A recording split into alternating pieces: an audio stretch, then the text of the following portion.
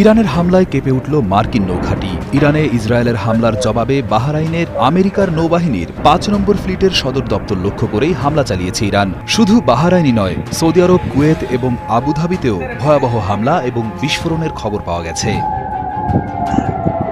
বাহরাইনের স্বরাষ্ট্র মন্ত্রণালয় বিস্ফোরণের কথা স্বীকার করলেও সেটি কিসের শব্দ ছিল তা নিয়ে তারা এখনও পুরোপুরি মুখ খোলেনি। পরিস্থিতি এতটাই ভয়াবহ আর বিপজ্জনক হয়ে উঠেছে যে কাতার, কুয়েত এবং সংযুক্ত আরব আমিরাত তাদের নিজেদের দেশের নাগরিকদের নিরাপত্তার কথা ভেবে ইতোমধ্যেই আকাশসীমা পুরোপুরি বন্ধ ঘোষণা করেছে।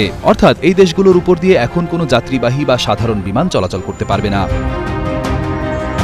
অন্যদিকে ইরানের সরকারি সামরিক কর্মকর্তাদের কড়া এবং আক্রমণাত্মক ভাষায় হুঁশিয়ারি দিয়েছেন ট্রাম্প। সোশ্যাল মিডিয়াতে তিনি বলেছেন, হয় আপনারা এখনই যুদ্ধ থামিয়ে আত্মসমর্পণ করুন, আর না হয় নিশ্চিত মৃত্যুর জন্য প্রস্তুত হন। তিনি অত্যন্ত দৃঢ়তার সাথে ঘোষণা দিয়েছেন, বিশ্বের বুকে ইরানকে কখনোই পারমাণবিক অস্ত্রের মালিক হতে দেওয়া হবে না। তবে তিনি একথাও স্বীকার করেছেন, ইরানের ভেতরে এমন একটি বিশাল সামরিক অভিযান চালাতে গিয়ে বেশ কিছু আমেরিকানের প্রাণহানি হতে পারে। এদিকে ইরানও কিন্তু কোনোভাবেই ভয় পেয়ে হাত গুটিয়ে বসে নেই। ইসরায়েল এবং আমেরিকার এই যৌথ এবং আকস্মিক হামলার পরপরই তারা চরম প্রতিশোধ নিতে শুরু করেছে। তারা শুধু ইসরায়েলকেই লক্ষ্যবস্তু বানায়নি, বরং মধ্যপ্রাচ্যের অন্যান্য দেশে থাকা আমেরিকার বড় বড় সামরিক ঘাঁটিগুলোতেও ভয়াবহ মিসাইল হামলা চালিয়েছে।